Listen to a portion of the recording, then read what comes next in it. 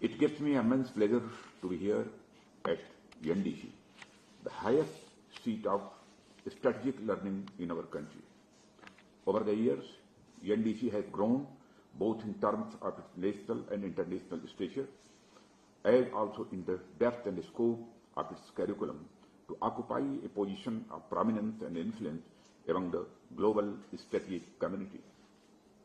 Friends, I congratulate all the officers who are being awarded the Master of Philosophy degree today. It is said that theory without practice is pointless, practice without theory is mindless. I am sure that this academic exposure would have given a sound theoretical underpinning to your practical perspective. This course is unique in the sense that it brings together selected senior officers from various organizations of the government and friendly foreign countries. The objective is to prepare them for higher responsibility in the management of national security and other related areas of public policy. I am certain that this course would have enhanced your insight into the strategic challenges and opportunities that our nations are facing today. This would have also equipped you for greater responsibility of strategic leadership and policy formulation. Friends, the concept of security has been associated with the history of human civilization from the very beginning. You all would be familiar with the concept of the state of nature by Thomas Hobbes, one of the major pioneers of modern political philosophy. In his work, he propounded that without the state, or rather without governance, which ensures security of life and property, human life cannot be an ideal life. Here, by state, he means the guarantor of security. Thomas Hobbes has mentioned in his famous work, Leviathan, that where there is no common power, there is no law, no wars, no letters, no society, and which is worst of all, continual fear and danger of violent death and the life of man, solitary, poor, nasty, British, and swart. As per Hobbes, where there is no security, there can be no art, literature, prosperity, and culture.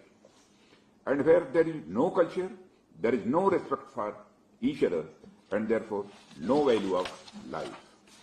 In such a situation, the existence of the state becomes necessary for a society having an ideal life. Security is the most primal function of the state. Whatever may be the political system, be it monarchy, feudalism, imperialism, or a democratic system, the responsibility of security has remained with the state.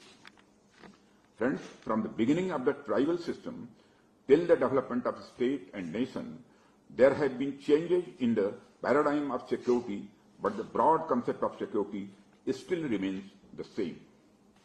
And this broad concept of security is the protection of human freedom, human rights, and the human dignity.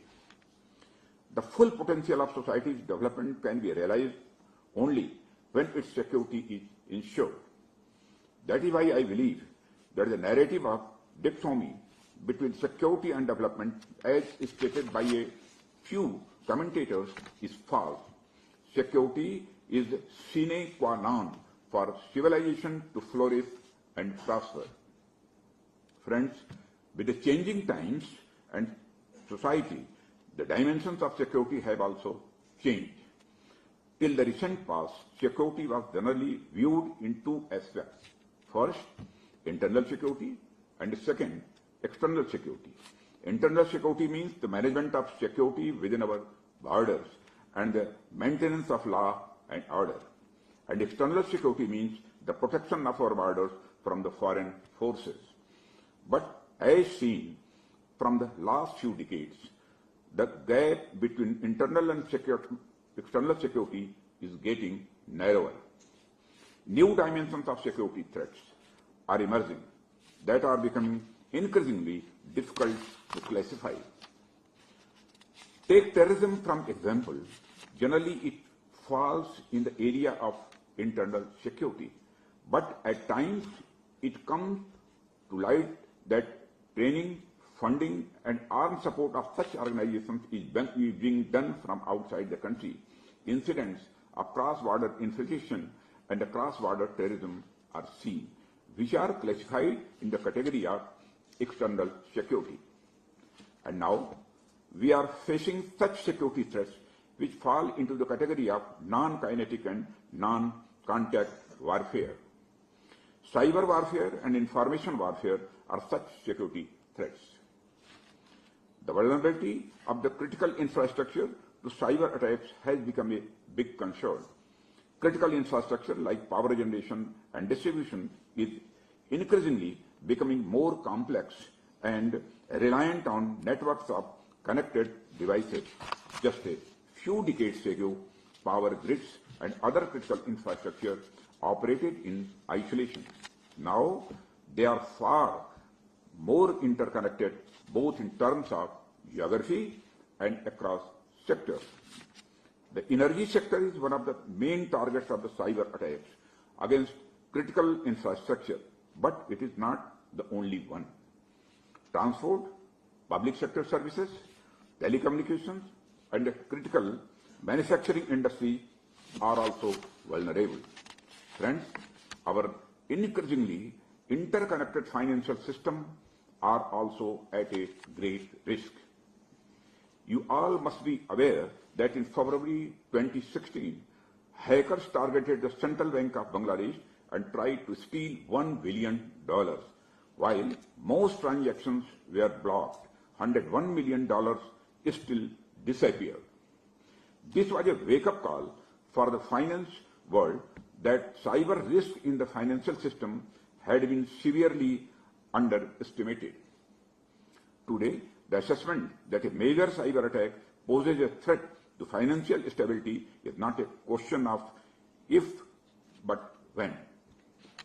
Friends, likewise, information war has the potential to threaten our political stability. There is no account of how much fake news and hate material is likely to be brought in the society through social media platforms. The organized use of social media and other online content generation performs is being used for engineering the opinion or perspective of the masses. The deployment of information war was most evident in the ongoing conflict between Russia and Ukraine. Throughout the conflict, social media has served as a battleground for both sides to spread competing narratives about the war and portray the conflict in their own terms. The propaganda campaigns as a means of a strategy to shape narratives are by no means new during warfare, but its reach has increased by leaps and bounds due to the shift forward social media as the primary distribution channel. Friends, another case in point is the role of the Cambridge Analytica in the US presidential elections of 2016, which revealed how the social media platforms created a connect us have been weaponized to influence free and fair elections around the world. India, with millions of WhatsApp and Facebook users and on various other social media platforms, has a big reason to be cautious. Now, the real question is, if there are so grave security challenges evolving before us, how we counter them?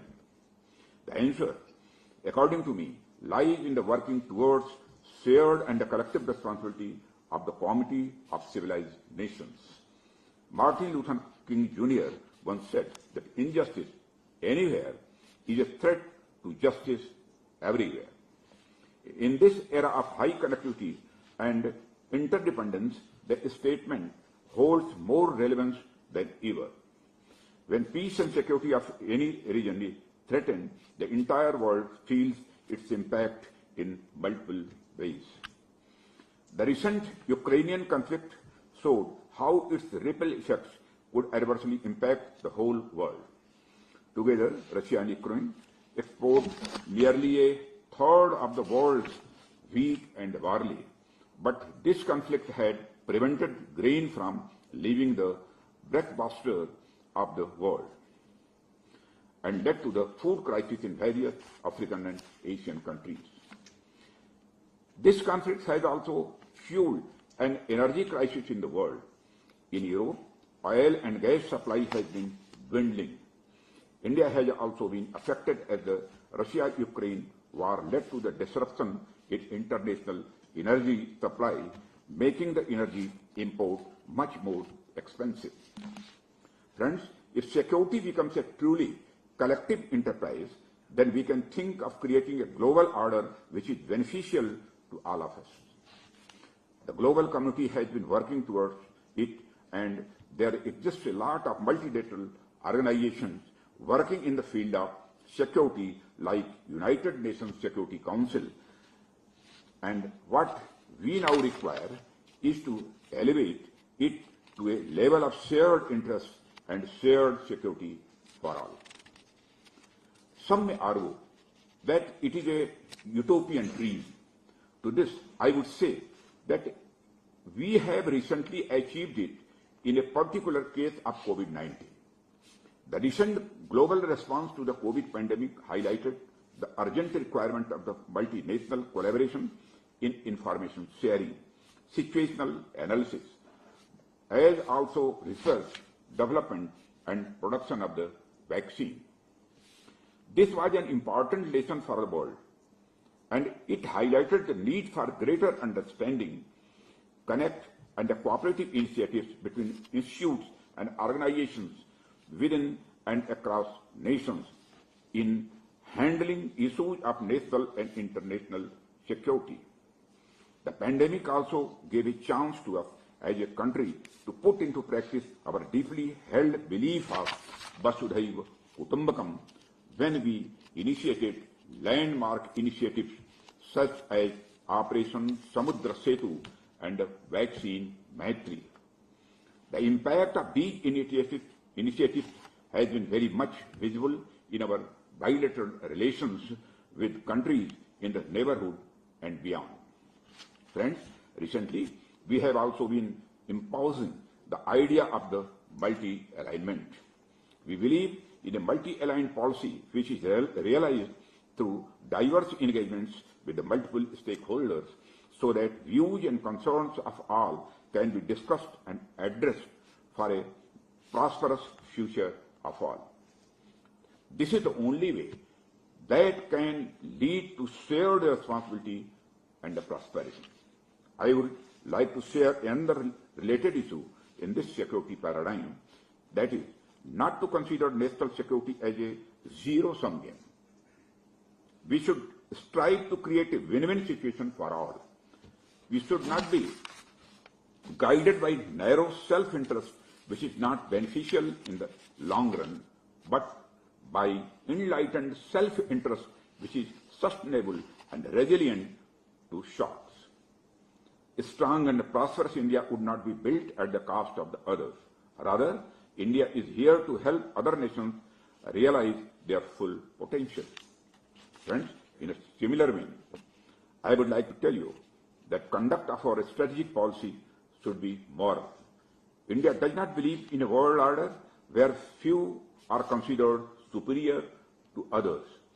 India's actions are guided by the very essence of human equality and dignity, which is a part of our ancient ethos, and its strong moral foundations give us our political strength.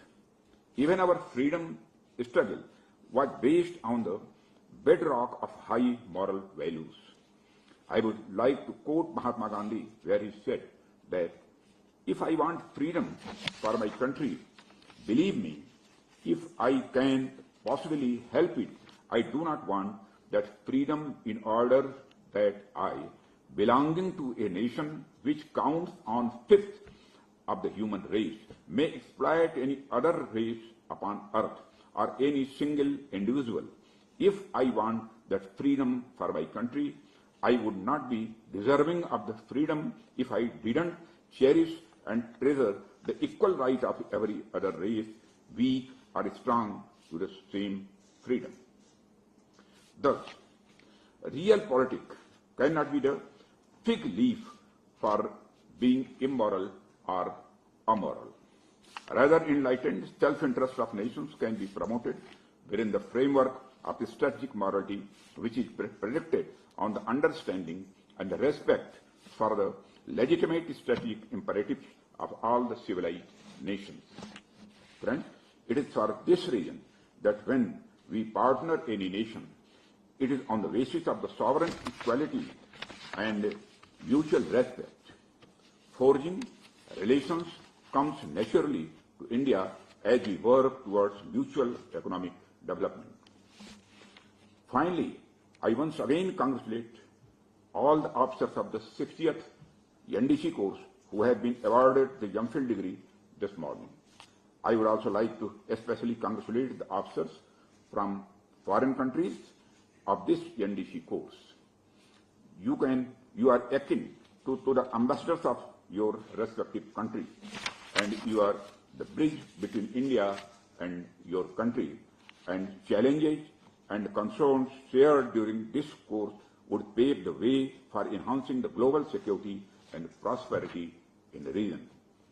I wish all of you great success in your future endeavors and am confident that you will earn great laurels for yourself and your country also. And in doing so, you will make both this country and the NDC proud. I once again thank the Commandant Lieutenant General M.K. Mago for inviting me for the Convocation ceremony. May the National Defence College grow with strength and stature in the years to come and continue its service to the nation. Thank you very much.